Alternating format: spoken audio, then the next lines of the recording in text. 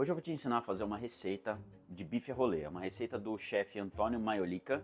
Então ele ensina receitas italianas e esse é bem interessante. É o clássico bife a rolê que você já deve ter comido aí na sua casa, mas eu acho que é uma oportunidade muito importante para a gente falar de frameworks na cozinha, porque muitas vezes a gente está na corrida do dia a dia, escolhe uma receita ou pensa em uma receita para fazer e você não tem todos os ingredientes. E aí o que você faz?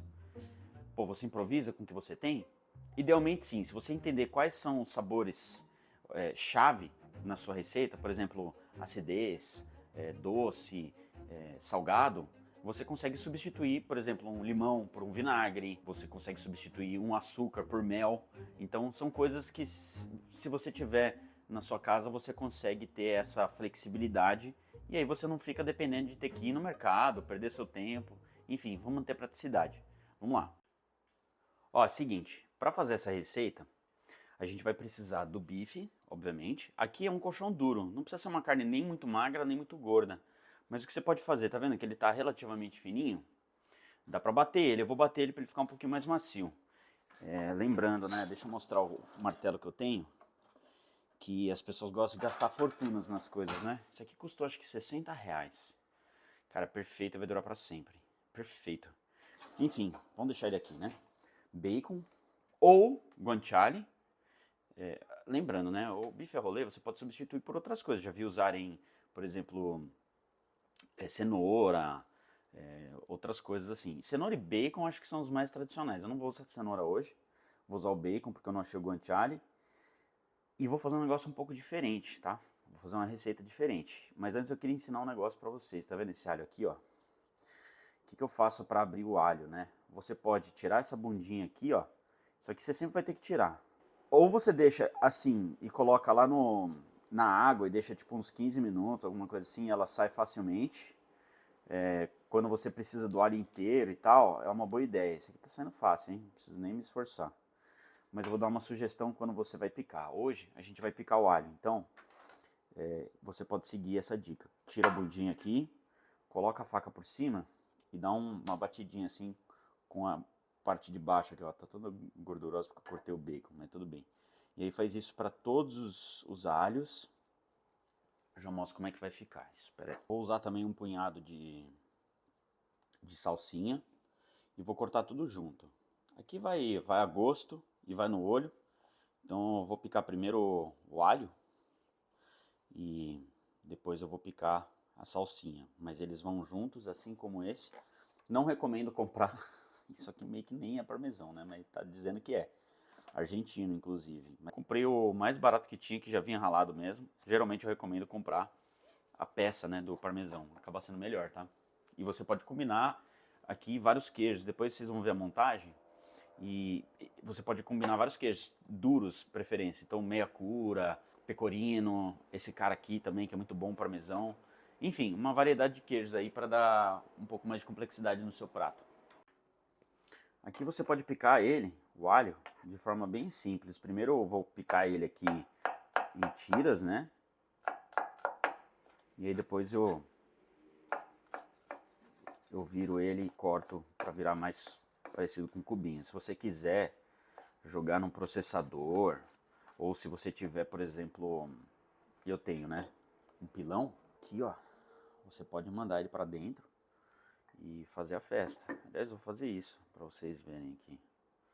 Inclusive, vou ensinar uma técnica bem rapidinho aqui. A folha não, tá? A folha vai ficar muito zoada se eu fizer isso. E a ideia não é fazer um pesto de salsinha. O que você faz aqui, ó? Você joga um pouco de sal, um golinho de sal, porque isso aqui vai deixar um pouco mais áspero, vai dar um pouco mais de atrito, vai facilitar a moagem aqui. Vai virar uma pasta. Isso aqui é muito bom ter em casa, viu? E aí, essa forma aqui, pô, qual que é a diferença? Primeiro que aqui você consegue fazer uma pasta, né, em relação à faca. Faca é difícil você fazer isso, se você bater no alho e depois ir picando ele e tal, você consegue chegar numa textura bem parecida com a do pilão. Porém, o pilão, imagina que você... Eu gostei muito dessa analogia, eu vi um cara lá nos Estados Unidos que é um chefe muito renomado, Kenji Lopes. Imagina que você tem uma esponja de cozinha, se você corta ela, quanto que você tira de água dos líquidos dela? Agora, imagina se você soca ela, cara, ela explode, entendeu? Então ela expele todos os líquidos. E aqui o princípio é bem semelhante. A salsinha, eu tirei o talo dela, pelo menos os talos mais grossos, né? Por conta de textura e tal, tudo bem que ele vai cozinhar um tempinho, então ele tende a amolecer. Mas via de regra, tenta fazer um bolinho assim, ó. E aí você vem aqui com a sua faca fazendo esse movimento assim, ó. Você não precisa nem tirar a ponta dela da madeira. Você pode só ir fazendo esse movimento aqui, ó. Você faz a técnica que você tiver confortável. Uma hora eu faço um vídeo sobre técnicas de fatiar. Deixa aí nos comentários, bem embaixo do botão do like, se você gostaria de ver um vídeo sobre técnicas de faca, de corte, enfim. Veremos. Ó, se liga nessa dica, hein? Isso aqui é um item muito bom para quem gosta de fazer pão, para quem corta muita coisa na cozinha. Ele é muito fácil de você pegar e ele não tem lâmina, né? Que nem a faca. Se você faz isso com a faca, com o tempo, um fio aí bem feito que poderia durar 6 meses, coisa do tipo, cara, ele não vai durar muito não. Beleza, estamos com esses brother aqui juntos. Agora vamos preparar a carne. Bom, vamos lá, carninha, hein? Agora a gente pega a carninha, olha isso, linda, maravilhosa. Vamos bater nela de leve. Se você quiser e for bater muito na carne e tal, você pode colocar um plástico por cima, um filme plástico, para evitar que respingue alguma coisa em você. Pra mim tá de boa aqui, ó. Tô acostumado já a fazer isso. Esse lado é um pouco mais agressivo, vai mexer mais nas fibras, também é mais chato de limpar. Não usaria muito, porque senão ele acaba com a carne, né? Mas isso aqui vai amaciando a carne. E a gente precisa do bife fino, ele não tá fino. Eu vou tentar chegar mais ou menos na metade disso. Ter um bife um pouco mais comprido, um pouco maior, né? Uma manta um pouquinho maior, aí ia ficar mais fácil de enrolar, mais fácil de trabalhar. Não tem problema, é só uma questão de você saber adaptar para a sua situação. Eu vou para D2 aqui e aí eu mostro como é que vai ficar. Estou com os ingredientes prontos e eu vou mostrar como é que faz uma das montagens. Vamos lá. Bom, a gente pega a manta aqui, certo? A gente joga um pouquinho do queijo. Não precisa ser uma quantidade absurda não. Quanto mais fininho ele tiver, melhor. Mais fácil vai ser. E claro, mais saboroso vai ficar, né? Aí, ó, bacon, meus amigos. Fininho, hein? Ó, tá fininho. Vamos usar todo esse bacon aqui, hein? Tá bom, senão vai ficar muito bruto. E aí começa a enrolar. Ó, de leve aqui. Beleza. Ó, daqui não escapa, hein? Ficou monstro. Precisa de 2 palitinhos por cara. Vamos ver. É só furar aqui para selar ele, legal. Beleza, vamos fazer com os outros agora, hein?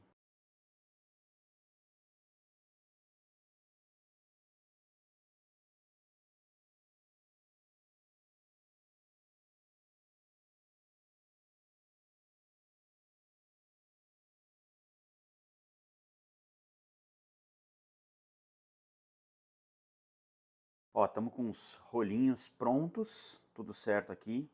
Agora eu vou dar uma grelhadinha neles para dar aquela camadinha extra de sabor. Quero e preciso, né? O ideal para ter um pouco mais de agilidade aqui é conseguir uma panela que caiba, né?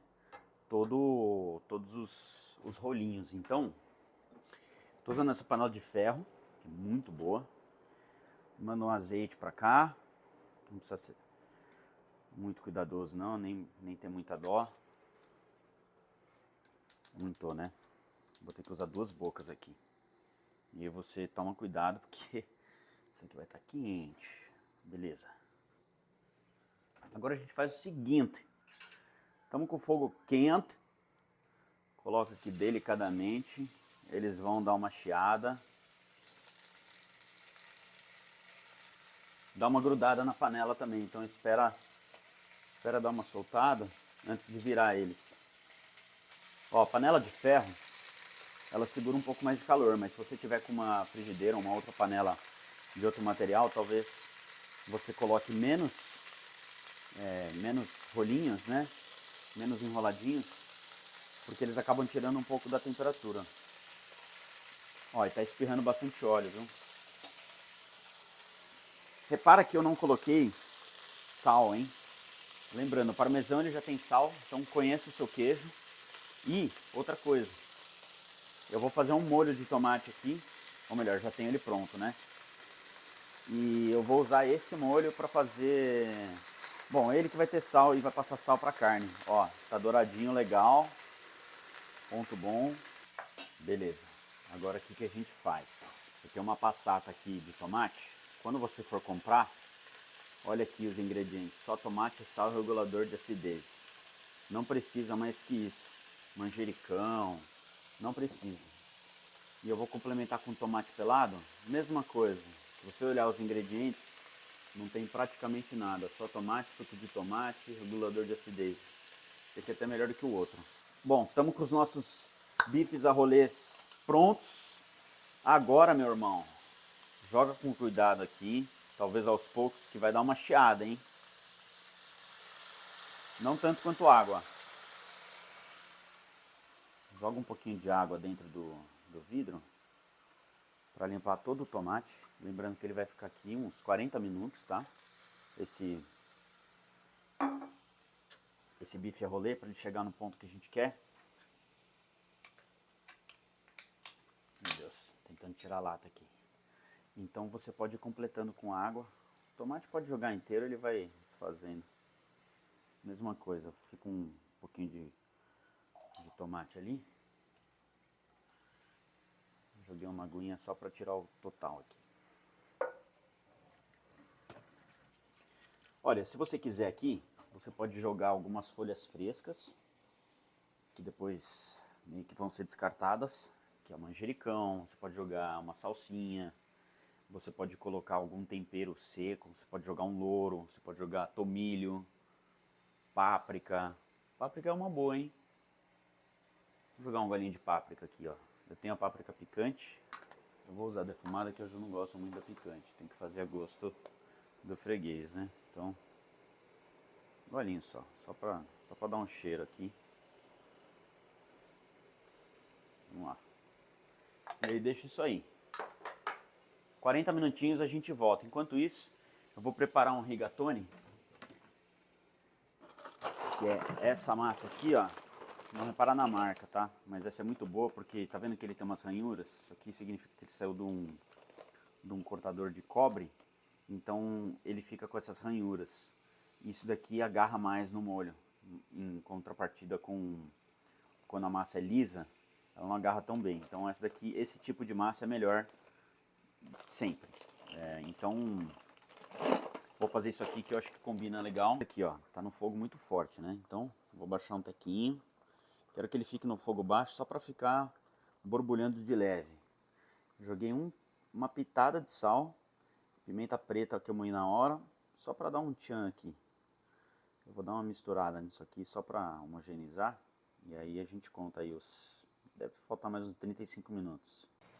Aqui vai uma dica para você. Sempre que está na embalagem do macarrão, sei lá, 12 minutos, 13 minutos, nunca é o suficiente.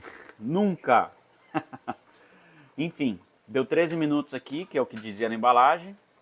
Provei, sempre prove o macarrão para ver se ele está na textura que você gostaria, geralmente ao dente, né?